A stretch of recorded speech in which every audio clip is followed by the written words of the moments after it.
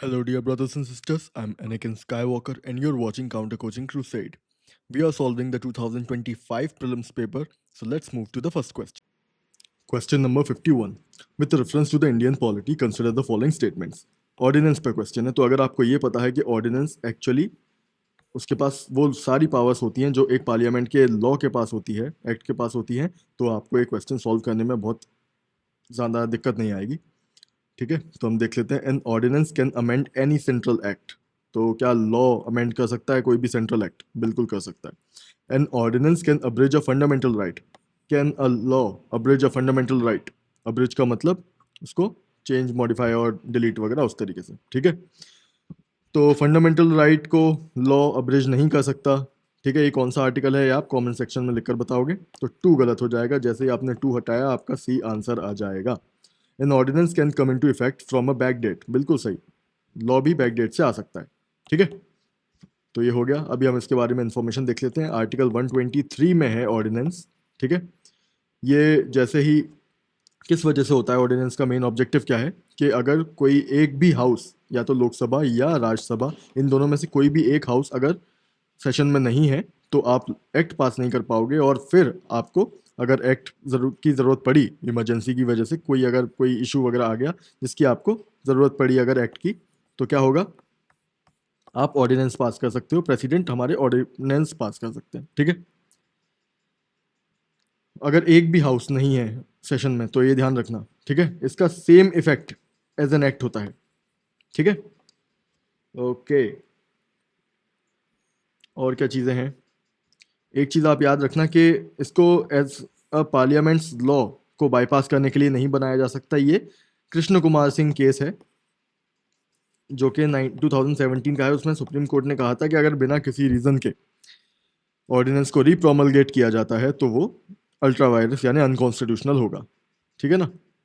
अब ये है can an ordinance come into effect from a back date. तो ये सिविल केसेस में कोई भी लॉ होता है उस सिविल केसेस में तो बैक डेट में आ सकता है, पर क्रिमिनल केसेस में नहीं आ सकता. ठीक है ना, क्रिमिनल सब्जेक्ट्स में बैक डेट से नहीं आ सकता. ये है article 20 clause 1. All right, okay. Question number 52. Arunachal Pradesh, Nagaland, Tripura. The capital is named after a fort and the state has 2 national parks. अभी याद रखना ये एक पैटर्न वाला क्वेश्चन है जो कि आपको स्टम्प कर सकता है अगर बहुत सारे क्वेश्चन आ गए इसमें. तो Arunachal Pradesh, the capital is named after a fort and a state has 2 national parks. ठीक है, अ फोर्ट तो ईटानगर जो कि ईंटों से बना हुआ एक फोर्ट था. ठीक है, तो उससे हुआ था, तो ये ठीक है. And state has 2 national parks. तो नेशनल पार्क्स आपको याद करने हैं, ये आप ध्यान रखना. National parks are important. ठीक है, क्योंकि अब मेंशन हो गया है तो नेशनल पार्क वो दोबारा पूछ सकते हैं. तो कौन कौन से हैं इसके लिए, एक वो निमोनिक है, माओ दफ़ा हो जाओ. ठीक है, माओलिंग नेशनल पार्क एंड नाम दफ़ा नेशनल पार्क, ये अरुणाचल प्रदेश में है. माओ दफ़ा हो जाओ क्यों सेंस बनाता है, क्योंकि चाइना यानी माओइस्ट कंट्री है, वो क्लेम करता है अरुणाचल प्रदेश को, तवांग रीजन को. ठीक है, okay. Nagaland. Now, Nagaland, the state came into existence on the basis of a constitutional amendment act. तो आपने आर्टिकल 371A के बारे में सुना होगा. अब देखो ये सारे आर्टिकल्स ज़रूरी हैं. ठीक है, स्पेशल प्रोविजन स्टेट्स आपको याद करनी है जिसमें सारे ये जो आर्टिकल हैं स्पेशल वाले. देखो 370 तो खत्म हो गया. ठीक है, पर उसके आगे अभी और भी हैं. 371 है, फिर 371A है, फिर 371B, C, D, F, G, H, I, J, इतने सारे हैं. तो कौन सी स्टेट किस आर्टिकल के अकॉर्डिंग स्पेशल प्रोविजन पाती है वो आपको याद होना चाहिए. ठीक है, 371 जो आर्टिकल 370 जो है वो था जम्मू एंड कश्मीर के लिए, अब वो एनल हो गया है. अब 371 जो है वो है महाराष्ट्र एंड गुजरात के लिए. 371A की बात कर रहा हूँ मैं. 371B है वो है नागालैंड के लिए. ठीक है, नागालैंड के लिए.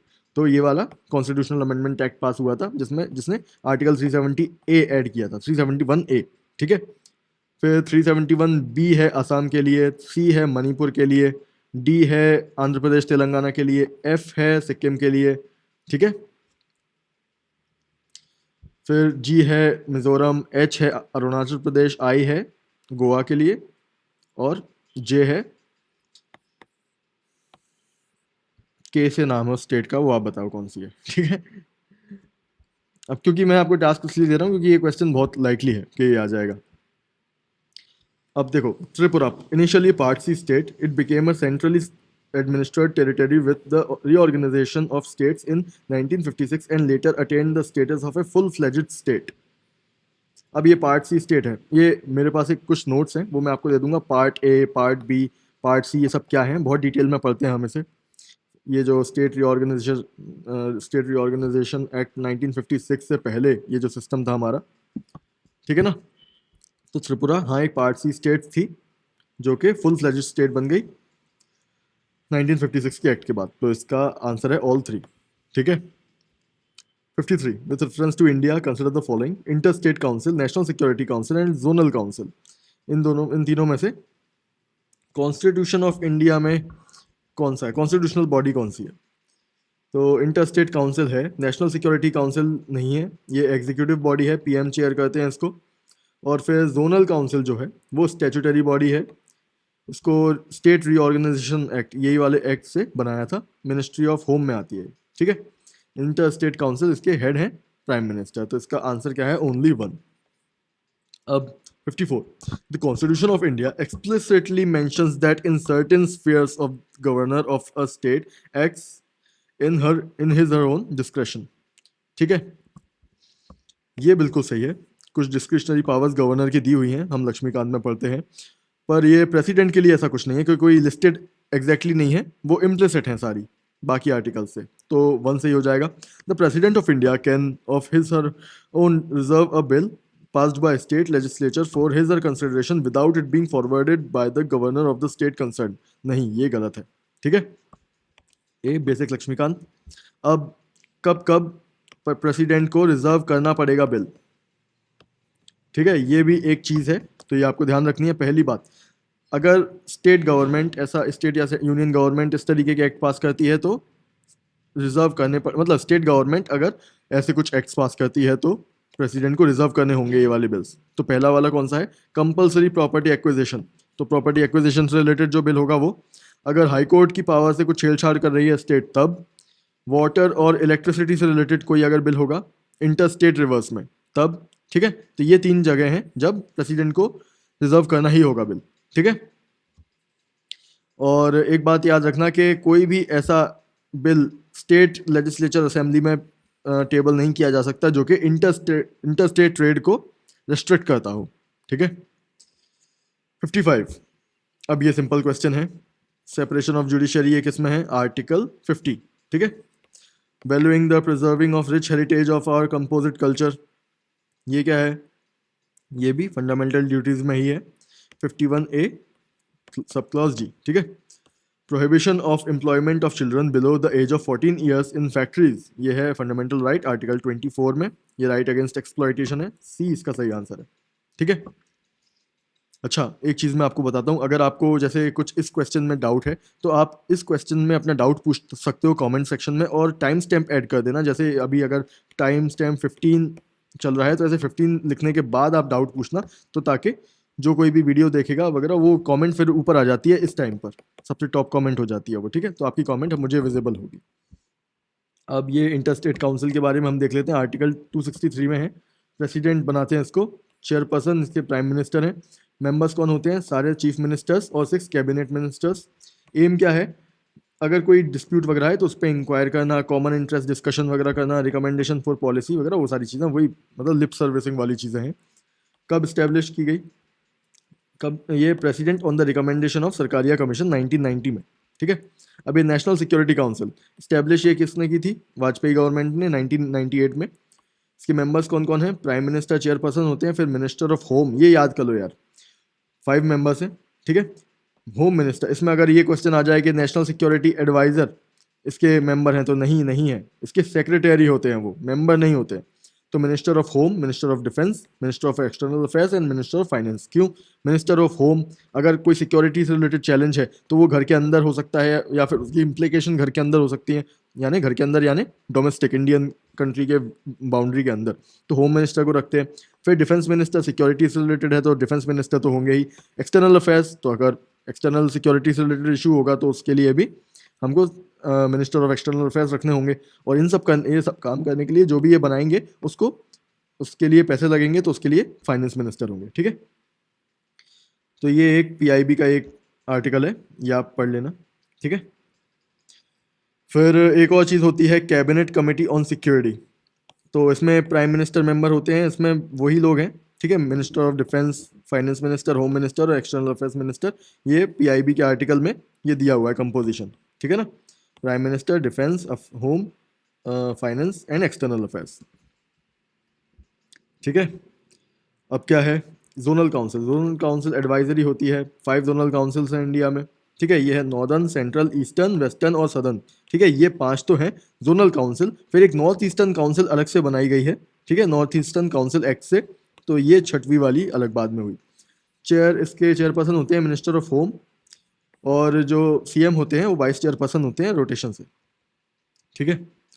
Now question number 56, with reference to the Constitution of India, if an area in a state is declared as scheduled area under the 5th schedule, then the state government loses its executive power in such areas and a local body assumes total administration. Total administration मैंने आपको पहले ही बता रखा है कि ऐसे कोई भी स्टेटमेंट जिसमें कंट्रोल करने की बात कह रहे हो, किसी को फोर्स कर रहे हो, मस्ट करना पड़ेगा, मतलब करना ही होगा, फोर्स कर रहे हो और इम्पोज कर रहे हो, ऐसे वर्ड्स जहां भी यूज किए जाते हैं वो स्टेटमेंट गलत हो जाता है, क्योंकि इंडियन गवर्नमेंट यानी यूपीएससी ये नहीं दिखाना चाहती कि कोई भी जो कॉन्स्टिट्यूशन से रिलेटेड आर्टिकल है वो कोई चीज़ फोर्स करता है। हमारे यहाँ डेमोक्रेसी है, डेमोक्रेसी की वैल्यूज क्या है कि हमें अपॉर्चुनिटीज दी जाती हैं, कोई चीज़ इम्पोज नहीं की जाती, ठीक है। तो ये पहला स्टेटमेंट गलत हो जाएगा। The union government can take over the total administration of such areas under certain circumstances on the recommendation of the governor. यहाँ भी टोटल एडमिनिस्ट्रेशन हो रहा है, वही होगा,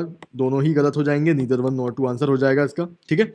अब 5th शेड्यूल में क्या क्या चीज़ें हैं, जो गवर्नर है वो कोई लॉ में चेंजेस वगैरह कर सकते हैं अगर इस एरिया के लिए कोई कस्टमरी वगैरह चीज़ों के से रिलेटेड अगर कोई प्रोविजन है किसी एक्ट में, तो ठीक है। इसमें ट्राइबल एडवाइजरी काउंसिल बन जाती है। और क्या है, और एक 6th शेड्यूल फिर आ सकता है आपके, इसमें AMTM नाम की 4 कंट्रीज हैं, असम और मेघालय, मिजोरम एंड त्रिपुरा। ये इन 4 स्टेट्स में होता है ऐसा, ठीक है। इसमें ऑटोनॉमस डिस्ट्रिक्ट काउंसिल बनाई जाती हैं, जो कि बेसिकली मिनी लेजिस्लेचर होता है, ठीक है, डिस्ट्रिक्ट में। All right. और मैंने आपको एक एक ट्रिक ये भी बताई थी, मतलब एक लॉजिक ये है कि यूपीएससी क्योंकि एक गवर्नमेंट बॉडी है, वो दूसरी गवर्नमेंट बॉडीज को रिस्पेक्ट की तरह ट्रीट करती है। तो वो जब भी कोई ऐसा स्टेटमेंट आए कि कोई बॉडी से पावर कम हो रही है या फिर उसकी पावर उसके पास पावर नहीं है ये काम करने की, तो वो स्टेटमेंट गलत होता है। और जो स्टेटमेंट में वो यूपीएससी बोल रही है होती है कि ये इस बॉडी के पास ये काम करने की पावर है, तो वो सही होता है। तो state government loses it's executive power, तो स्टेट गवर्नमेंट की पावर कम हो रही है, यानी मतलब ये इमेज दे रहा है कि फेडरल सिस्टम इंडिया का इतना अच्छा नहीं है, तो ये स्टेटमेंट ऐसे भी गलत हो जाएगा, ठीक है। Question number 57, national automotive board, ministry of commerce and industry, coir board, ministry of heavy industries, national centre of for trade information, ministry of MSME। अब अगर आपको कॉयर का मतलब नहीं पता तो आपको दिक्कत होने वाली है। कॉयर मतलब होता है एक जो कोकोनट होता है ना, नारियल, उसके ऊपर जो फाइबर्स होते हैं, उनसे जो फाइबर्स हम निकाल के बनाते हैं टेक्सटाइल्स वगैरह और रोप वगैरह, तो वो सब कॉयर में आता है। तो मिनिस्ट्री ऑफ हैवी इंडस्ट्रीज तो होगा नहीं, वो मशीन तो बना नहीं रहे हम, ठीक है, टेक्सटाइल वगैरह से रिलेटेड है, तो कॉयर ये गलत हो जाएगा। नेशनल ऑटोमेटिव बोर्ड ये इसका पार्ट है, तो ये स्वैप हो गए हैं। National centre for trade information ये MSME में नहीं है, ठीक है। ट्रेड इन्फॉर्मेशन MSME में क्यों होगा, MSME से ही ट्रेड होता है क्या सिर्फ, तो ये पूरे सभी के लिए होना चाहिए। तो ये 1 2 3 तीनों ही गलत हो जाएगा, नन इसका सही आंसर है, ठीक है। कॉयर बोर्ड का हेडक्वार्टर कोची में है, क्योंकि कोकोनट बहुत ज़्यादा वहाँ होते हैं। और केरला में अभी आपको पता होगा कि चेंज कर दिया गया है केरला का नाम, अब केरला का नाम बदल के केरलम हो गया है। तो आपको ये देखना है लक्ष्मीकांत में कि किसी स्टेट का नाम कैसे चेंज होता है, प्रोसेस क्या है, ठीक है। Question number 58, consider the following subjects under the constitution of India. अब देखो ये इजी क्वेश्चन है, अगर आप या तो आपको पता होगा लक्ष्मीकांत से क्वेश्चन है, अगर आप नहीं पता तो मैं इसका लॉजिक भी बता देता हूँ। देखो ये पूछ रहे हैं कि इनमें से कौन सा 1/2 स्टेट्स जो होती हैं उनसे परमिशन लेनी होगी ये काम करने के लिए, ये अमेंडमेंट पास करने के लिए। तो उसका ये है लॉजिक कि जो भी ऐसे एक्ट होंगे, जो भी ऐसी चीज़ें होंगी जिसमें स्टेट्स की पावर कम हो रही होगी, ठीक है ना, उस सब्जेक्ट में स्टेट्स की पावर कम करने की एबिलिटी हो तो वो 50% स्टेट से आपको कंसेंट लेना होगा। आप ऐसे ही स्टेट्स की पावर कम नहीं कर सकते स्टेट्स से पूछे बिना, ठीक है। तो list one union list 7 schedule. अब 7 शेड्यूल में क्या आप कुछ भी अमेंडमेंट कर सकते हो तो स्टेट की पावर्स कम होंगी? बिल्कुल हो सकती है। उसमें स्टेट लिस्ट होती है, अगर आपने स्टेट लिस्ट से एक सब्जेक्ट हटा के यूनियन लिस्ट में डाल दिया तो स्टेट की पावर कम हो जाएगी, तो इसलिए ये तो करना होगा, ठीक है। ये होता है। दूसरा, extent of executive power of a state. अब executive power of a state, इसको भी आप कम कर दोगे तो वो भी दिक्कत होगी, ठीक है। तो 2 भी सही हो जाएगा। Condition of governors office. अब जो गवर्नर के ऑफिस की कंडीशंस है कि वो उसको कितनी सैलरी मिलेगी, कितना क्या है, वो सारी चीजें, उससे स्टेट की पावर कहाँ कम होगी? नहीं होगी ना, तो फिर 3 गलत हो जाएगा। तो इसलिए 1 और 2 इसका ए सही आंसर है। देखो कॉन्स्टिट्यूशन बनाने वाले, वैसे मतलब यूजुअली लोग ये बोलते हैं लक्ष्मीकांत तो याद करनी होती है, पर एक्चुअली क्या है कि कॉन्स्टिट्यूशन बनाने वाले जो लोग थे हमारे, वो लॉजिकल बींग्स थे, ठीक है। उन्होंने कुछ भी ऐसे ही मन से नहीं लिख दिया, हर चीज का एक रीजन है, ठीक है। पर ये रहता है कि लक्ष्मीकांत में हर चीज का रीजन नहीं बताया गया होता है, इसलिए फिर वो याद करना पड़ जाता है, ठीक है। अब मैं बता देता हूँ कि किन किन चीज़ों के लिए ये 1/2 का परमिशन लेना पड़ता है। पहला है election of president. Election of president क्यों? क्योंकि प्रेसिडेंट का इलेक्शन में स्टेट्स भी वोट करती हैं। अगर आप उसके इलेक्शन में ऐसा कर दो कि सिर्फ यूनियन ही वोट करेगा तो स्टेट की पावर कम हो जाएगी, ठीक है। तो फर्स्ट ये हो गया। सेकंड क्या है? Executive power of union and states, ठीक है। तो ये भी हो गया। पावर तो एग्जीक्यूटिव पावर तो दोनों की ही, अगर यूनियन ने अपनी बढ़ा ली और स्टेट की कम कर दी तो वो हो जाएगा, हमारा लॉजिक सिद्ध। Supreme court and high court से रिलेटेड। अब देखो supreme court and high court में अगर सेंटर कुछ गलत काम करता है तो जो स्टेट्स हैं वो सुप्रीम कोर्ट और हाई कोर्ट के पास जा सकती हैं, पर अगर सेंटर ने अगर ये एक्ट पास कर दिया कि अब से नहीं जा पाएंगी स्टेट्स, तो स्टेट्स की पावर कम हो जाएगी, ठीक है। तो इंडिपेंडेंट जुडिशरी नहीं बचेगी, इसलिए फेडरल फीचर का को हार्म होगा। इसलिए 3 नंबर पे क्या है? Supreme court and high court की पावर्स। फोर्थ क्या है? 7 शेड्यूल। अब 7 शेड्यूल हमने देख लिया है। फिर राज्यसभा की सीट्स। राज्यसभा की सीट्स स्टेट रिप्रेजेंट करते हैं वो राज्यसभा, क्योंकि नाम में ही राज्य है, ठीक है। तो इसलिए इसमें भी अगर आप चेंजेस करोगे तो आपको 50% स्टेट्स की परमिशन लेनी होगी। आर्टिकल 368। अब एक कॉन्स्टिट्यूशनल अमेंडमेंट ही आप उसका तरीका ही अगर बदल दो कि अगर एक ही बार में हो जाएगा, मतलब ये जो प्रोविजन है वो आर्टिकल 368 में है, अगर आप इस प्रोविजन को ही बदल दो तो ये भी तो ऐसे नहीं हो सकता, तो इसलिए ये भी 50% स्टेट्स की परमिशन लेनी होगी, ठीक है। अब है एक अभी ऐड हुआ है जीएसटी काउंसिल। तो जीएसटी काउंसिल में कुछ चेंजेस करने हैं तो भी स्टेट की परमिशन लेनी होगी, ठीक है। फिर governor of a state is not answerable to any court for the exercise and performance of the powers and duties of his or office। देखो ये एक्सट्रीम वर्ड्स यूज हो रहे हैं तो ऐसा मत सोचना कि ये गलत हो जाएंगे। देखो जो पॉलिटी वाले क्वेश्चंस है ना, उसमें आपसे एक्सपेक्टेड है रहता है कि आपको नॉलेज हो, ठीक है ना। तो ट्रिक्स वर्क नहीं करती। ट्रिक्स देखो उन जगहों पे काम करती है, हेक्स वगैरह जो भी मैं आपको लॉजिक्स वगैरह वो सब बताता हूँ वो उन जगह पर काम करती है, मतलब लॉजिक्स तो फिर भी सब जगह काम कर जाता है, हेक्स जो होती हैं वो उन जगहों पर काम करती हैं, ये ओनली नॉट वगैरह वाली, जहां पर आपसे एक्सपेक्टेड नहीं होता कि क्वेश्चन आपको आता होगा कि नहीं आता होगा, ठीक है। पर ये आपसे एक्सपेक्टेड है, तो जिन जगहों पे एक्सपेक्टेड है वहां पर आपकी ट्रिक नहीं लगती है, ये याद रखना। तो तभी कई लोग बोलते हैं इनको दिखाएंगे देखो आपकी ट्रिक फेल हो गई, ट्रिक फेल हो गई। ट्रिक नहीं फेल होती है, पर यह है कि यूपीएससी की कुछ एक्सपेक्टेशन है आपसे। ऐसा नहीं है कि यूपीएससी को बाईपास करके आप ट्रिक बना रहे हो। यूपीएससी एक्चुअली आपसे वो एक्सपेक्ट करती है कि आपको पैटर्न एनालिसिस करना आना चाहिए पिछले पेपर्स का, ठीक है। अभी बताऊंगा और आगे के क्यों, क्या किस वजह से प्रूफ होता है ये। तो ये क्या है? गवर्नर के पास क्या ऐसी पावर है कि उस पर कोई वो किसी कोर्ट पे आंसरेबल नहीं है अपने ऑफिस में ड्यूटीज के लिए, तो ये सही हो जाएगा। No criminal proceeding shall be instituted और continued against the governor during his term of office. बिल्कुल सही, क्रिमिनल प्रोसीडिंग्स नहीं कर सकते हो, सिविल प्रोसीडिंग कर सकते हो। Members of a state legislature are not liable to any proceeding in any court in respect of anything said within the house. ये भी सही है, ठीक है। तो क्वेश्चन नंबर मतलब ये ऑप्शन इसका आंसर डी हो जाएगा, ठीक है ना। अब ये इसमें क्रिमिनल की जगह अगर सिविल होता तो ये आंसर, ये ऑप्शन गलत हो जाता। सिविल में आप कर सकते हो, ठीक है, सिविल में फाइल कर सकते हो, पर आपको 2 महीने का पहले नोटिस देना पड़ेगा गवर्नर साहब को, ठीक है। अब ये एमएलए एमपी की बात चल रही है, तो वो अरेस्ट नहीं किए जा सकते हैं सिविल केस के लिए बिफोर एंड आफ्टर 40 डेज, ठीक है ना। अगर सेशन को शुरू होने में 40 डेज बाकी है और सेशन को खत्म हुए 40 डेज हो गए तो आप एमपी और एमएलए को अरेस्ट नहीं कर सकते सिविल केसेस में, ठीक है ना। पर ये कॉन्स्टिट्यूशनल अमेंडमेंट मतलब कॉन्स्टिट्यूशन में नहीं दिया हुआ है, ये सिविल प्रोसीजर कोड में दिया हुआ है, ठीक है ना, जो कि आजकल वो बीएनएस और वो सब नया आ गया है वो सब, ठीक है। फिर एमपी और एमएलए को कोई भी क्रिमिनल केस के लिए कोई इम्यूनिटी नहीं है। अगर उन्होंने किसी का मर्डर कर दिया तो उनको अरेस्ट कर सकते हो आप, ठीक है ना।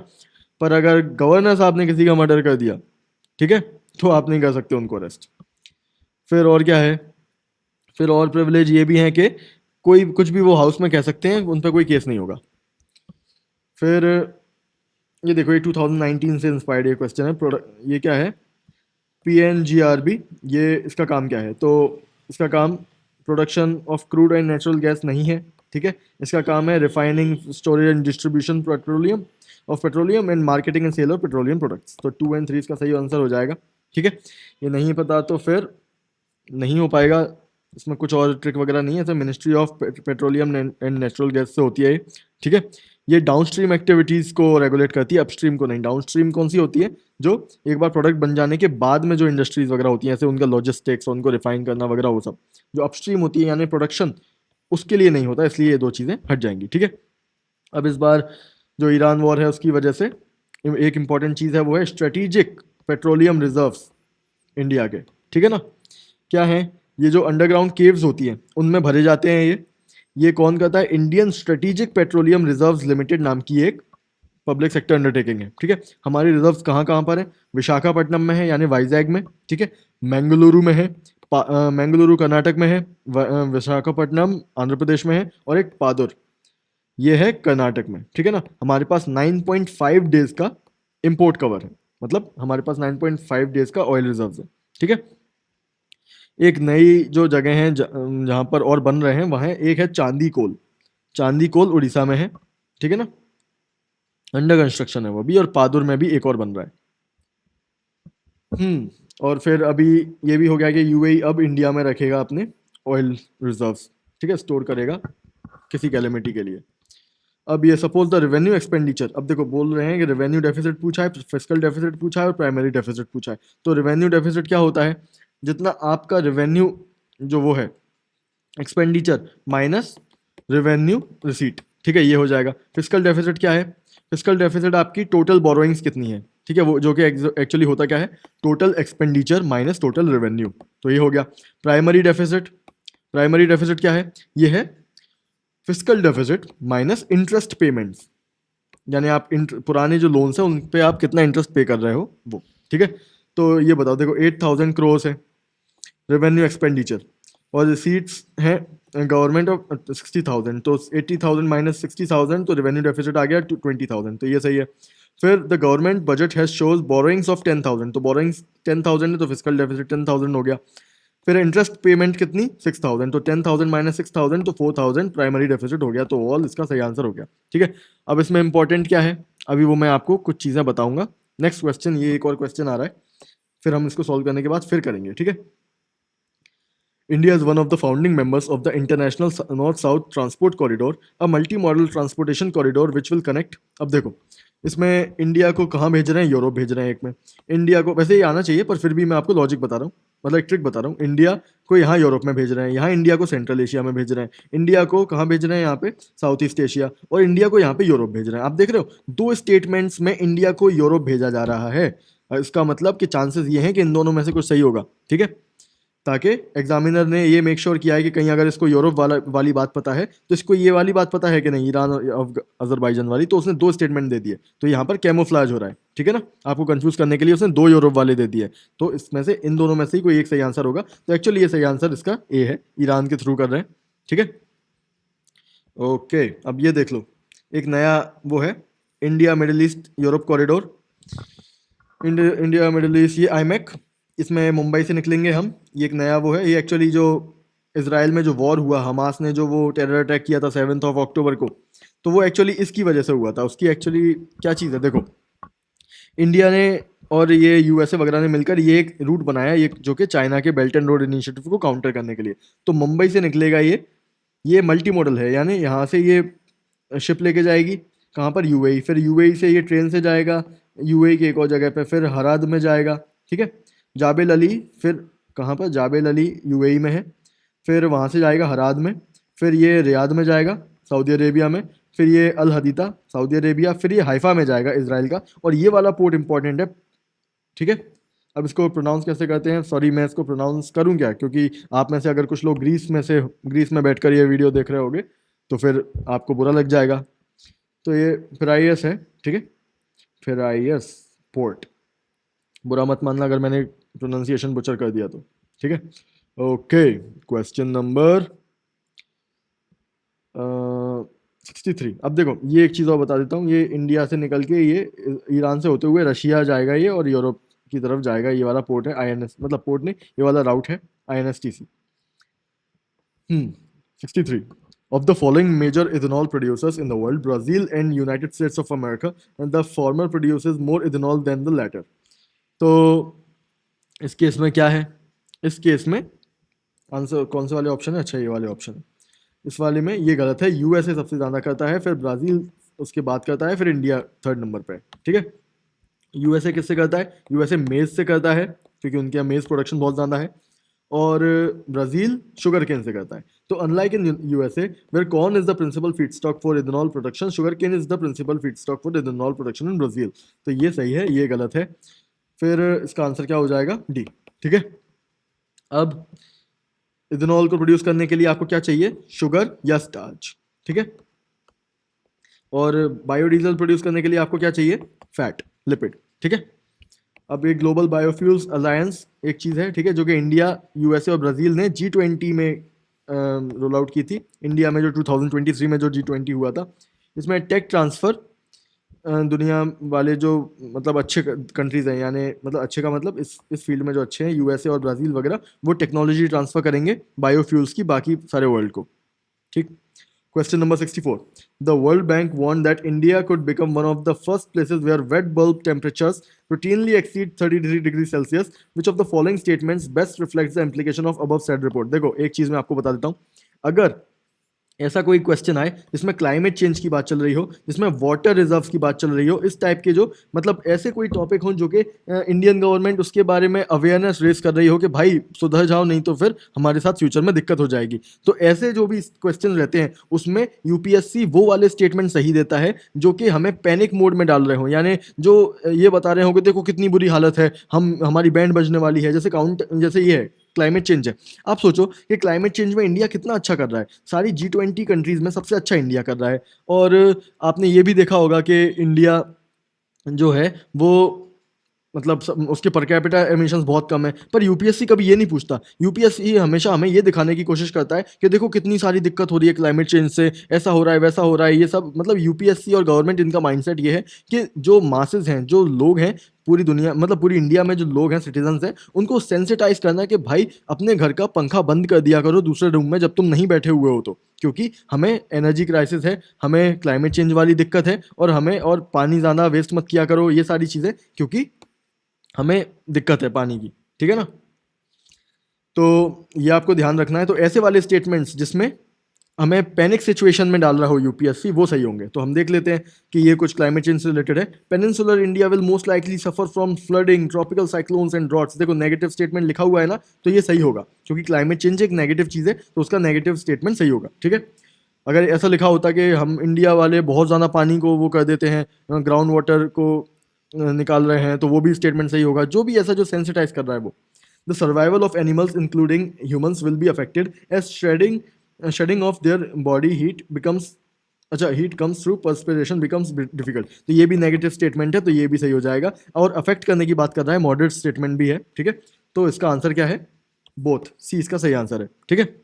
अब वेट बल्ब टेम्परेचर क्या है? देखो नॉर्मल आपका टेम्परेचर जो होता है वो क्या ड्राई विंड को मेजर करता है, पर उसमें वो ह्यूमिडिटी मेजर नहीं करता। तो जबकि नॉर्मल जो लोग होते हैं जैसे केरला और ये महाराष्ट्र वाले जो लोग हैं, उनका वो क्या है, कोस्टल स्टेट्स हैं, तो वहाँ पर कम टेम्परेचर हो पर फिर भी बहुत गर्मी लगती है, क्योंकि ह्यूमिडिटी बहुत ज़्यादा हो जाती है, ठीक है। तो कूलर्स वगैरह वो सब काम नहीं करते, पसीना जो आता है, जो स्वेटिंग वगैरह जो भी होती है वो काम नहीं करती, क्योंकि स्वेटिंग का जो कॉन्सेप्ट है वो ये है कि आपकी बॉडी पे जब ये ऐसे स्किन है, इस पर पानी की ड्रॉपलेट्स आ जाएंगी, तो ड्राई विंड जब चलेगी तो वो इसको इवेपोरेट करेगी, तो आपको ठंडा ठंडा लगेगा, ठीक है। पर अगर ड्राई विंड नहीं है, वो वेट विंड है, उसके ह्यूमिडिटी ऑलरेडी बहुत ज़्यादा है, तो उसके पास पानी को कैप्चर करने की इतनी कैपेसिटी है ही नहीं, क्योंकि ऑलरेडी मॉइस्चर बहुत सारा है विंड में, तो वो नहीं आपको उठा पाएगी, और आपको स्वेटिंग बार बार होती रहेगी, पर आपका पानी इवेपोरेट नहीं होगा। तो इस वजह से यानी स्वेटिंग आपकी स्वेट जो होगा वो इवेपोरेट नहीं होगा, तो ठंडा ठंडा नहीं लगेगा और आपकी बैंड बच जाएगी, ठीक है। तो ये कॉन्सेप्ट है इसका, ठीक है ना। पर्सपिरेशन बोलते हैं इसको, पर्सपिरेशन काम नहीं करेगा, तो ये सही है।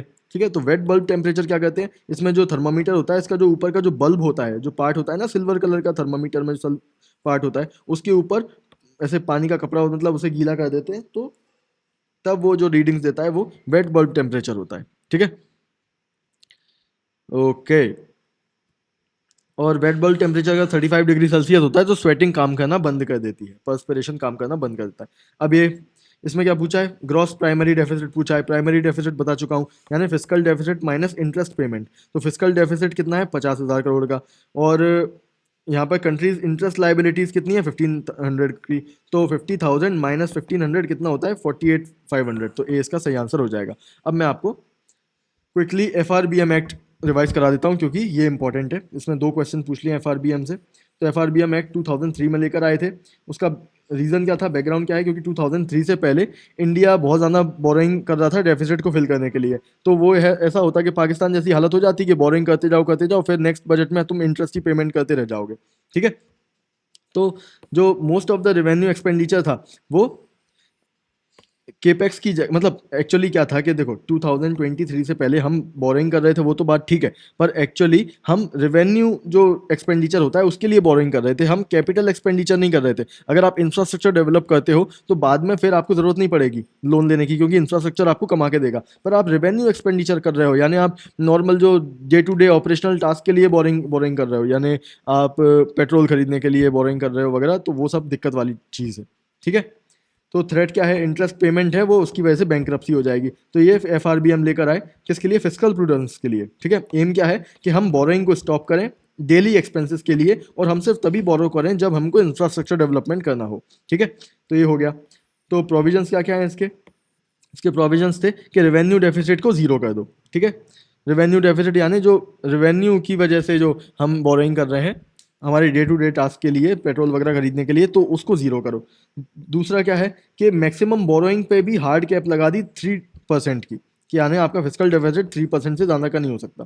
फिर इमरजेंसी सिचुएशन के लिए सेक्शन 4 है FRBM एक्ट का, जो कि एस्केप क्लॉज देता है कि अप टू 0.5% जो टारगेट है 3%, तो अप टू 3.5% आप टारगेट आप मिस कर सकते हो इमरजेंसी की सिचुएशन है तो। ठीक है, क्या इमरजेंसी है, वॉर हो सकता है, कैलेमिटी आ जाए, एग्रीकल्चर कोलैप्स कर जाए, स्ट्रक्चरल रिफॉर्म्स अगर आप कर रहे हो जैसे GST वगैरह, या फिर डिमोनेटाइजेशन वगैरह, तो रिसेशन आ जाए तब। ठीक है, अब स्टोरी क्या है कि इनिशियल टारगेट इन्होंने रखे कि 2008 तक हमको 3% करना है फिजिकल डेफिसिट, और रेवेन्यू डेफिसिट 0% करना है 2008 तक। पर 2008 में आ जाता है फाइनेंशियल क्राइसिस, तो FRBM के टारगेट हो गए सस्पेंड। अब 2011 में ये एक नई ट्रिक लेकर आए, अकाउंटिंग ट्रिक वाला एरा बोलते हैं इसको। क्या बोलते हैं कि गवर्नमेंट ने रेवेन्यू एक्सपेंडिचर जो स्टेट्स का है, ठीक है, जो मतलब देखो एक्चुअली क्या होता है कि एक चीज़ होती है इफेक्टिव डेफिसिट। ठीक है, इफेक्टिव रेवेन्यू डेफिसिट नाम की एक चीज़ होती है।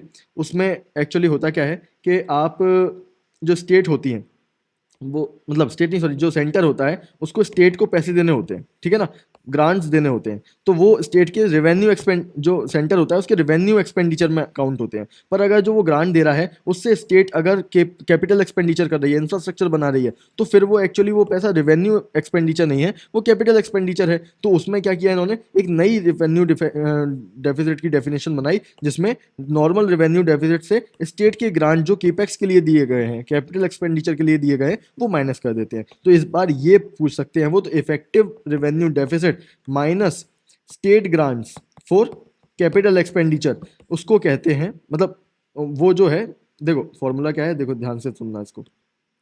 इफेक्टिव रेवेन्यू डेफिसिट का मतलब ये है कि आपका जो रेवेन्यू डेफिसिट है, रेवेन्यू आपका जो डेफिसिट है, ठीक है, minus state grants for capital expenditure. ये आपको याद कर लेना है क्योंकि इस पर क्वेश्चन आ सकता है। नया टारगेट क्या है, अब इन्होंने ये डेफिनेशन नहीं बना ली, उन्होंने कहा कि जो रेवेन्यू डेफिसिट है उसको हम जीरो नहीं करेंगे, हम क्या करेंगे, इफेक्टिव रेवेन्यू डेफिसिट को जीरो करेंगे। फिर ये NK सिंह कमेटी बनाते हैं 2016 में, जिसने FRBM को रिवेल्यूएट किया, क्योंकि बार बार टारगेट मिस हो रहे थे, तो इन्होंने नए टारगेट ही बना दिए। तो इसको कहते हैं गोल पोस्ट को शिफ्ट करना। अगर आप गोल नहीं कर पा रहे हो, अगर आप फुटबॉल खेल रहे हो, आप गोल नहीं कर पा रहे हो, तो आपकी बॉल जहां जा रही है अगर आप उस गोल को वहां पहुंचा दो तो आप गोल कर दोगे। तो वैसा ही है। तो इन्होंने नए टारगेट बना दिए जब, क्योंकि पुराने टारगेट पूरे नहीं हो रहे थे। तो ये क्या है कि total debt to GDP ratio, पहला टारगेट क्या है अब इन्होंने रखा कि 2024-25 तक जो डेट टू जीडीपी रेशो है वो 60% हो जाएगा। टोटल 60% कम कर, मतलब 60% तक करना है, 40% यूनियन को और 20% स्टेट्स को, ठीक है ना। दूसरा टारगेट है कि फिजिकल डेफिसिट को 3% तक कम करना है 2020 तक। और ये जो इफेक्टिव रेवेन्यू डेफिसिट है इसको हटा दिया गया इस कॉन्सेप्ट को। अब आपको सिर्फ दो चीज़ों पे फोकस करना है, रेवेन्यू डेफिसिट पे फोकस करना ही नहीं है, डेट टू जीडीपी रेशो पे फोकस करना है और फिजिकल डेफिसिट 3% पे, ठीक है। डेट टू जीडीपी रेशो 60% और फिजिकल डेफिसिट 3%। 2020-21 में कोविड-19 आ गया, तो फिजिकल डेफिसिट का कितना चला गया, 9.2% चला गया। कहाँ टारगेट 3% लेके बैठे थे, यहाँ पे 9.2 चला गया।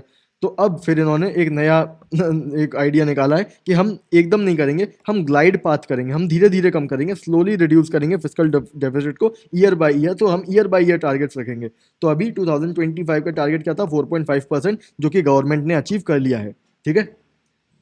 इशू क्या है, इशू ये है कि 20% of the budget interest payment में जा रहा है। जो पुराने लोन्स हमने ले रखे हैं उनकी इंटरेस्ट देनी है हमें, तो 20% बजट इस चीज़ में जाता है, ठीक है। तो ओल्ड लोन्स जो हैं वो शेडो कर रहे हैं प्रोग्रेस को।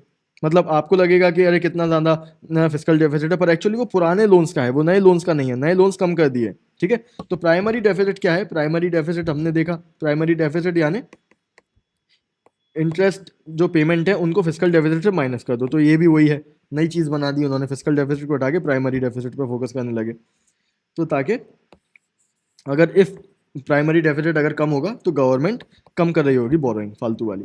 अब एक और टॉपिक है इसमें, एक्स्ट्रा बजटरी रिसोर्सेज। तो एक्चुअली क्या होता था कि गवर्नमेंट बोरोइंग नहीं कर सकती, तो गवर्नमेंट बोलती थी कि पब्लिक सेक्टर अंडरटेकिंग्स जो होती हैं, पीएसयू वगैरह, उनसे बोरोइंग करवा लेती थी, और वो बजट का पार्ट नहीं होते थे। तो फिर है ना, उसको भी, वो भी एक अकाउंटिंग ट्रिक है कि पैसे तो आप ले रहे हो पर आप पैसे बजट में दिखा नहीं रहे हो। तो एक्स्ट्रा बजटरी रिसोर्सेज बोलते हैं इनको, ठीक है। जो कि गवर्नमेंट ने 2 साल से नहीं किया, तो गवर्नमेंट की तारीफ करनी चाहिए हमें। जैसा कि इकोनॉमिक सर्वे बोलता है कि इंडिया में तो सब कुछ अच्छा ही हो रहा है, ठीक है। तो ये हो गया, क्वेश्चन नंबर 65 तक हो गए हैं। अब देखो क्वेश्चन नंबर 66, ये बहुत इंपॉर्टेंट क्वेश्चन है।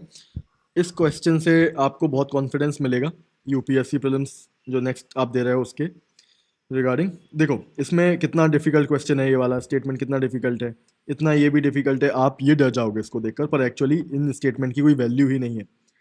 इसमें से 3 ऑप्शन है, ये आपको ध्यान रखना है। इसमें देखो 3 स्टेटमेंट सही है, आपको वो एक ढूंढना है जो गलत है। तो कौन सा वाला है ये देखो, ये आपको पता होना चाहिए कि 41% है, 45% नहीं है, ठीक है। वर्टिकल टेक्स्ट डिवोल्यूशन, तो ये जो है वो गलत हो जाएगा। 2 जैसे ही आप हटाओगे तो आपका आंसर आ जाएगा। तो ये ऐसे जो, इसीलिए मैं कहता हूँ कि यूपीएससी में इतना भी डिफिकल्ट नहीं होती हर चीज़ जितना वो दिखाई देती है, दिखाई ज़्यादा देती है। क्योंकि लोग ये बोलेंगे अब, क्योंकि कोचिंग आंसर की, मतलब सॉरी, कोचिंग वाले जो होंगे वो आपको ये सब पढ़ाना शुरू कर देंगे, और आपको लगेगा कि हाँ ये पूछ रही है यूपीएससी, वो ये कभी पूछ ही नहीं रही थी, वो सिर्फ ये पूछ रही थी जो आपसे एक्सपेक्टेड था। यूपीएससी आपसे सिर्फ वो पूछती है जो एक्सपेक्टेड है। अगर ऐसा कुछ पूछ रही है जिसमें एक्सपेक्टेड नहीं है, तो वो आपको कोई हिंट या लॉजिक या फिर ट्रिक लगाने का वे आउट दे देती है, और उसमें देखो उसने ऑप्शन से दे दिया, ठीक है। अब एक नई 16 फाइनेंस कमीशन आई है, उसके बारे में हम देख लेते हैं। तो वर्टिकल टैक्स डिवोल्यूशन क्या है, 41%। इसमें जो कि सेस और सरचार्ज एक्सक्लूडेड है। सरचार्ज जो होता है और सेस जो होता है वो स्टेट से शेयर नहीं किया जा सकता। अब जो कुछ चीज़ें हैं इंपॉर्टेंट वो मैं आपको बता देता हूँ। जो रेवेन्यू डेफिसिट ग्रांट्स हैं, ठीक है, उनको डिसकंटिन्यू कर दिया गया है स्टेट्स से रिलेटेड, और सेक्टर स्पेसिफिक ग्रांट्स हैं उनको भी डिसकंटिन्यू कर दिया है। स्टेट स्पेसिफिक ग्रांट्स हैं उनको भी कर दिया है, पर जो लोकल बॉडीज़ हैं उनको पैसे बढ़ा दिए हैं, ठीक है।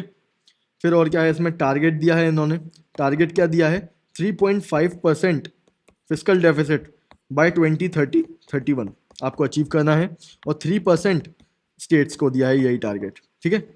तो यूनियन को 3.5% और स्टेट्स को 3%। अब इसके लिए जो इसका क्राइटेरिया है, जो वेटेज है, वो बता देता हूँ मैं आपको। इसमें कितने 6 क्राइटेरिया हैं, ठीक है, वेटेज, जिसके बेसिस पे स्टेट्स में ट्रांसफ़र किया जाता है। ये लिखा हुआ है ना, देखो, री introduce the tax effort criteria, तो ये क्या क्या क्राइटेरिया वो मैं आपको बता देता हूँ। एक है इनकम डिस्टेंस, इनकम डिस्टेंस इसका वेटेज है 42.5%। पॉपुलेशन, पॉपुलेशन का है 17.5%। एरिया इसका है 10%। फॉरेस्ट इसका है 10%। डेमोग्राफिक परफॉर्मेंस, डेमोग्राफिक परफॉर्मेंस का कितना है 10%। और कंट्रीब्यूशन टू जीडीपी ये एक नया लेकर आए हैं जो कि 10% है। ठीक है, एक एक जो पहले था टैक्स एफर्ट, ठीक है, टैक्स एफर्ट इस साल रिमूव कर दिया है 2016 की 2026 से 30 वाला जो फाइनेंस कमीशन है उसने, ठीक है ना। और ये 15 फाइनेंस कमीशन पे क्वेश्चन है ये, तो ये टैक्स एफर्ट वाला क्राइटेरिया हटा दिया गया है 16 में, 15 में नहीं हटाया था। ठीक है, तो ये हो गया क्वेश्चन नंबर 67। ये तो मैंने पढ़ा दिया था, आईबीआरडी पूरा उसी में से सॉल्व हो रहा है वो, कि मैंने आपको बताया था कि सिंगल हैंडेडली नहीं करता है वो, एक्चुअली वर्ल्ड बैंक ग्रुप है जो कि 5 बॉडीज़ की एक ऑर्गेनाइजेशन है, मतलब 5 बॉडीज़ का एक ग्रुप है। तो 2 आप हटा दोगे तो 2 हट गया, सी इसका सही आंसर आ गया। सिंपल, इसमें तो कुछ है ही नहीं, मैं आपको पढ़ा चुका हूँ। It provide loans and guarantees to middle income countries, बिल्कुल सही है।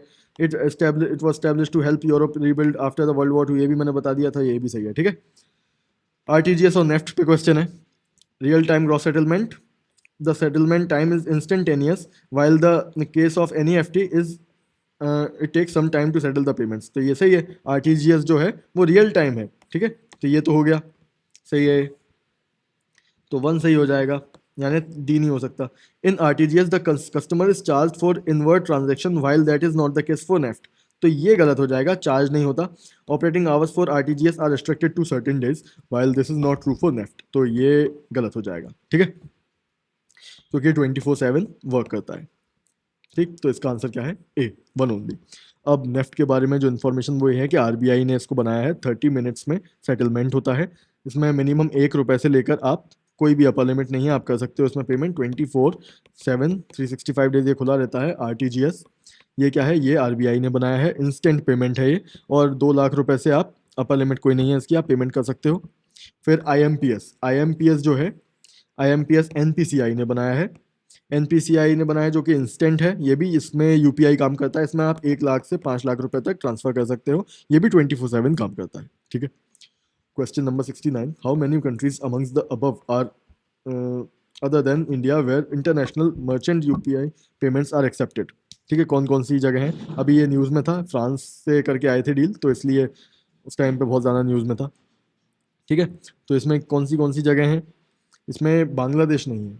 ठीक है, इसमें बांग्लादेश नहीं है, इसमें यूएई, फ्रांस और सिंगापुर है, तो ओनली 3 इसका हो जाएगा करेक्ट। 5 का 3 फिर इज वर्किंग है। Then Bhutan, Nepal, Sri Lanka, Mauritius and Qatar, these are the UPI countries other than UAE, France and Singapore. RuPay card के बारे में बता देता हूँ, एनपीसीआई बनाती है, एनपीसीआई रिलीज करती है, इसमें मर्चेंट डिस्काउंट रेट 0 होता है, यानी ये खुद का कोई फीस नहीं लेता। पीएम सूर्य घर मुफ्त बिजली योजना, ये तो मैंने जो आर्टिकल आपको, मैंने सिर्फ एक पीआईबी आर्टिकल एग्जाम से पहले आपको अपने टेलीग्राम चैनल पर भेजा था, अगर आपने वो पढ़ लिया होगा तो ये क्वेश्चन वहीं से उठाया गया है, एक एक स्टेटमेंट। ठीक है, all right. It targets installation of 1 crore solar rooftop panels in the residential sector, बिल्कुल सही। The ministry of new and renewable energy AIIMS, अब आप इसमें सोचोगे कि न्यू एंड रिन्यूएबल एनर्जी ये मिनिस्ट्री दिया तो ये गलत हो जाएगा, नहीं।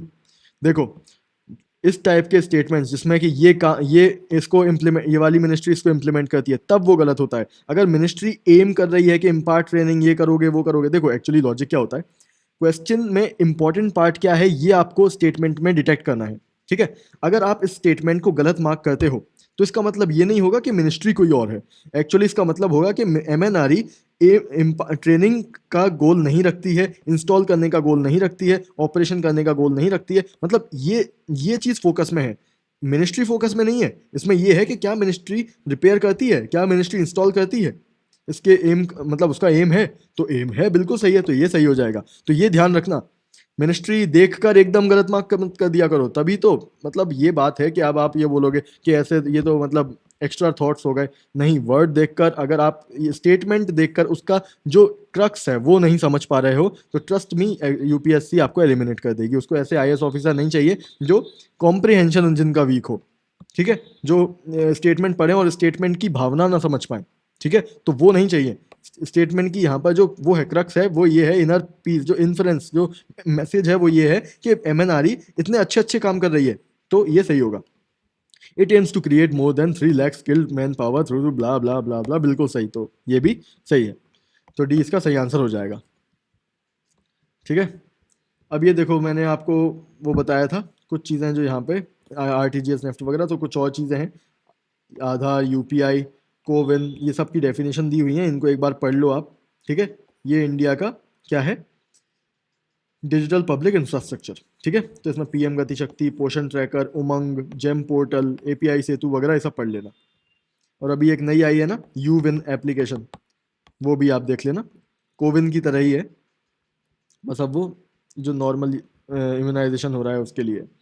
Sedition has become my religion, ये देखो अब इसमें ये लॉजिक वाला क्वेश्चन है, अगर आपको नहीं भी पता अब ये देखो, sedition has become my religion, sedition का मतलब क्या होता है, मतलब एंटी गवर्नमेंट, वो जब आप लॉ वायलेट कर रहे हो, तो इनमें से कौन सा है जिसमें आप लॉ वायलेट कर रहे हो, चंपारण सत्याग्रह नहीं, publicly violating salt law at Dandi, तो लॉ वायलेट यहाँ हो रहा है, तो 20 का सही आंसर हो जाएगा। तो मतलब ये होगा ना कि अगर कोई इंसान लॉ वायलेट कर रहा है आप उसका इंटरव्यू लोगे तो अब वो बोलेगा sedition has become my religion, जैसे गांधी जी ने भी कहा था, तो वो क्योंकि लॉ ब्रेक कर रहे थे वो, तो बोले कि अब तो वो एक्चुअली गाना गा रहे थे, अब तो आदत सी है मुझको उस टाइप का। ठीक है, ये चंपारण सत्याग्रह फर्स्ट सिविल डिसोबीडियंस मूवमेंट था, और ये सिविल डिसोबीडियंस मूवमेंट था। ठीक है, ये पहला वाला सीडीएम था। अब ये सब आपका स्टैटिक वाला पार्ट है, और मैं 50 बार बता चुका हूँ यार, ये पीवाईक्यूज वगैरह आपने जो वीडियोस देखी होंगी उनमें अभी तक तो ये देख ही लिया होगा। डांसिंग गर्ल ये ब्रॉन्ज इसमें है। ठीक है, ये 6th क्लास की एनसीईआरटी से उठाया हुआ क्वेश्चन है। ठीक है, ये देखो ये लिखा है ना, ये एनसीईआरटी है 6th क्लास की, इसमें लिखा हुआ है डांसिंग गर्ल अ ब्रॉन्ज फिगर। ठीक है, तो यहाँ से उठाया हुआ है क्वेश्चन डायरेक्टली। इस बुक से एक्चुअली 3 क्वेश्चन आए थे। पहला वाला टाइम जोन वाला है, देखो वो मैं यहीं बता देता हूँ आपको। ये देखो एक वो क्वेश्चन था ना कि if you cross travelling westward eastward वगैरह, तो वो इंटरनेशनल डेट लाइन वाला क्वेश्चन, तो वो यहाँ से आया था, ये लिखा हुआ है एनसीईआरटी में, ये भी 6th क्लास की एनसीईआरटी है। और फिर ये जो है इसमें देखो टाइम जोन्स बने हुए हैं, ये रहे टाइम जोन्स, तो यहाँ पे कौन सी कंट्री के कितने हैं, ये देखो ऑस्ट्रेलिया के ये इधर दिख रहे हैं, यूके के दिख रहे हैं इधर, और फिर ऐसे ही जो भी था ना न्यूजीलैंड वगैरह, तो ये सारे ये इनसे है, मतलब इसका ये तो मैं आपको डायग्राम बता रहा हूँ और लिखा भी हुआ है वहाँ पर क्या क्या चीज़ें हैं। तो यहाँ से ये 3 क्वेश्चन 6th क्लास की एनसीईआरटी से आए थे इस साल। Alrighty. Question number 73. Who provided legal defense to the people arrested in the aftermath of Chauri Chaura incident? किसने किया था? तो ये थे मदन मोहन मालवीय एंड कृष्णकांत जी। इसमें कोई लॉजिक ट्रिक वगैरह कुछ नहीं लग रहा, अगर आपको पता होगा तो ठीक है। अब चौरी चौरा इंसिडेंट क्या था, जो नॉन कॉपरेशन मूवमेंट था, जो रॉलेट एक्ट और वो खिलाफत वगैरह मूवमेंट उससे की वजह से जो स्टार्ट किया गया था, चौरी चौरा इंसिडेंट में क्या था कि लोगों ने आग लगा दी थी पुलिस स्टेशन में, क्योंकि पुलिस ने ओपन फायर कर दिया था। गांधी जी को दिक्कत हो गई, गांधी जी ने बोला कि अरे यार ये तो वायलेंस हो गया और हम तो नॉन वायलेंट है। एक्चुअली ये अकेला इवेंट नहीं था, ऐसे कई सारे 7-8 इवेंट हुए थे, तो गांधी जी को ये आखिरी में समझ आ गया था कि अभी हम सत्याग्रह का मीनिंग समझे नहीं है, तो उन्होंने ये वाला उसका final nail in the coffin था, उन्होंने उसके बाद नॉन कॉपरेशन मूवमेंट बंद कर दिया। ठीक है, चित्तरंजन दास, इन्होंने औरोबिंदो घोष जो थे उनको अलीपुर कॉन्स्पिरेसी केस में डिफेंड किया था 1908 में। ठीक है, फिर डॉक्टर सैफुद्दीन किशलू एंड ख्वाजा हसन, ये क्या है, सैफुद्दीन किशलू जी ये इन्होंने रॉलेट एक्ट में प्रोटेस्ट किया था।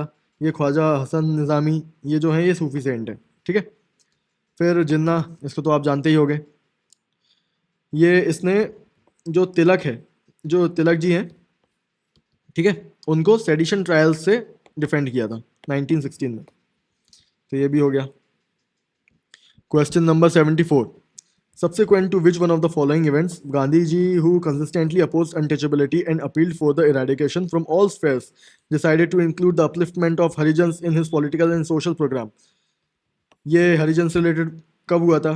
तो ये पूना पैक्ट है। इसमें देखो कई सारी चीज़ें चल रही हैं, इसमें विजुअल ऑड वन आउट भी है, देखो सबसे छोटा वाला सही है, ये बाकी सब दो दो लाइन में है, ये अकेला वो है, तो विजुअल ऑड वन आउट लग रहा है इसमें। और विजुअल ऑड वन आउट और भी जगहों पे लग रहा है ना। हाँ देखो ये वाला 78 नंबर का क्वेश्चन है, इसमें 3 छोटे वाले हैं, एक सबसे लंबा वाला है और वही सही है। तो ये चीज़ें तो अभी चली रही हैं। ठीक है। और इसमें देखो इसमें कैमोफ्लेज भी लग रहा है, इसमें 2 जगह पर पैक्ट दिया हुआ है, तो इन दोनों में से कोई एक पैक्ट ही सही होगा, तो ये भी है। ठीक। और वैसे ये नॉलेज का भी क्वेश्चन है, तो इजी क्वेश्चन है, तो इसमें ज़्यादा कुछ दिक्कत नहीं है। पूना पैक्ट ये क्या है, कम्युनल अवार्ड जो कि सेकंड राउंड टेबल कॉन्फ्रेंस के बाद हुआ था, वो ये है। ठीक है। और ये गांधी इरविन एग्रीमेंट ये इसने फैसिलिटेट किया था सेकंड राउंड टेबल कॉन्फ्रेंस को। ठीक है। क्वेश्चन नंबर 75, इसमें से मैंने 2 पढ़ा दिए थे आपको, एक नहीं पढ़ाया था, तो अगर आप इसको कर पाए होंगे तो भैया ठीक है, पर मैं अपनी गलती मानता हूँ क्योंकि मैंने गुआवा नहीं बताया था आपको, मैंने आपको पपाया और पाइनएप्पल तो प्रेडिक्ट कर दिए थे, ये जो PYQs है उनमें। अब उन्होंने गुआवा पूछ लिया। हाँ ठीक है, इस बार मैं सारी बता देता हूँ। तो introduced in India by Portuguese, ये ऑल 3 इंट्रोड्यूस किए गए थे। एक्चुअली चिली यानी जो आपका रेड पेपर है यानी लाल मिर्च, वो पोर्चुगीज लेकर आए थे, उससे पहले हमारे पास लाल मिर्च नहीं थी। टोबैको वो सब भी जो आपको नहीं खाना चाहिए, ठीक है, जो करता है ना अजय देवगन ऐड करता है वो सब। फिर सपोटा, सपोटा यानी चीकू, वो भी ये लोग लेकर आए थे। लीची, पोटैटो, टोमेटो। अब सोचो पोटैटो और टोमेटो ये दोनों जो हैं वो पोर्चुगीज लेकर आए हैं, उनसे पहले हम नहीं ग्रो करते थे इंडिया में। तो स्वीट पोटैटो और कैशियो। ठीक है, ये हो गया। अब तो ठीक है, इस वीडियो को यहीं तक रखते हैं। आपको इस क्वेश्चन का आंसर करना है, ठीक है, कमेंट सेक्शन में। जो भी इस कमेंट सेक्शन में इसका सही आंसर देगा उसको मैं हार्ट दे दूंगा। So Anakin Skywalker signing off, live long and prosper. तो जिस तरीके से मैं पढ़ा रहा हूँ वो अगर आपको पसंद आता है तो मेरी एक प्लेलिस्ट है 2014 से लेकर 2024 तक, अभी तक उसमें वीडियोस हैं। मैं भी और आगे अपडेट कर रहा हूँ, हर रोज़ एक नई वीडियो आ जाती है, हर 1-2 दिन में। इस प्लेलिस्ट में से लास्ट ईयर 20+ क्वेश्चंस आए हैं 2025 के पेपर में। इससे लास्ट टाइम पे आपका रिवीजन भी हो जाएगा। जिस तरीके से मैं आपको पढ़ा रहा हूँ बिल्कुल वैसे ही मैंने पढ़ा रखा है इसमें, और प्लस 20+ क्वेश्चंस तो वो फिर आएंगे, क्योंकि PYQ से आपको पता है कि एग्जामिनर क्वेश्चन उठाता ही है। और जिस तरीके से मैं बताता हूँ उस टॉपिक की पूरी डेप्थ में जाकर, तो क्वेश्चन उसी में से ही आते हैं। तो आपको इसके लिए क्या करना है, सबसे पहले इस चैनल पे जाकर ये ज्वाइन बटन पे क्लिक करना है, ठीक है। और फिर ये जो लास्ट मेंबरशिप है लास्ट ईयर वाला, इसी में ही है सिर्फ वो वीडियोस। तो PYQ नॉलेज प्लस ट्रिक्स, इसमें आपको ये प्राइस है 399 आपको पे करना है, और फिर आपके लिए सारी वीडियोस चैनल पे अनलॉक हो जाएंगी, जिससे आप अपने लास्ट टाइम में कुछ 25 मार्क्स तो आपके बढ़ ही जाएंगे। मतलब ये मैं बेयर मिनिमम बता रहा हूँ, क्योंकि 20+ क्वेश्चन आ रहे हैं तो एक्चुअली 40+ मार्क्स बढ़ेंगे, पर फिर भी कम से कम 20 मार्क्स तो बढ़ ही जाएंगे। और अगर नहीं करोगे तो बाद में फिर रिग्रेट होगा, क्योंकि मुझे पता है इन दी एंड आप घूम फिर के वापस यहीं पर आने वाले हो। क्योंकि मैंने देखा है ना, लास्ट ईयर मैंने इतने बहुत ज़्यादा ही कॉन्सेंट्रेशन के साथ वो वीडियोस बनाई थी, जो कि एग्जैक्टली एग्जामिनर जिस तरीके से पेपर बनाता है, मैंने प्रूफ भी दिए थे, मेरी कुछ वीडियोस हैं, आप जाकर देखना पहले, कि एग्जामिनर इसी तरीके से क्वेश्चन बनाता है। और कई लोगों ने देखी भी, उनको हेल्प भी बहुत मिली, पर मोस्ट इंपॉर्टेंटली कई लोग ऐसे थे जिन्होंने बाद में रिग्रेट किया उन वीडियोज़ को ना देखना। जैसे आप ये कॉमेंट देख लेना, इसको पॉज करके पढ़ो। ऐसे कई सारे कमेंट्स हैं, जितने भी आप जाओगे वहाँ पर मेरी कमेंट सेक्शन में आपको भरे पड़े मिलेंगे इस तरीके के। 20+ क्वेश्चंस कम नहीं होते, उससे पूरा काम बन जाता है। लोग 4-5 नंबर से पीछे रह जाते हैं।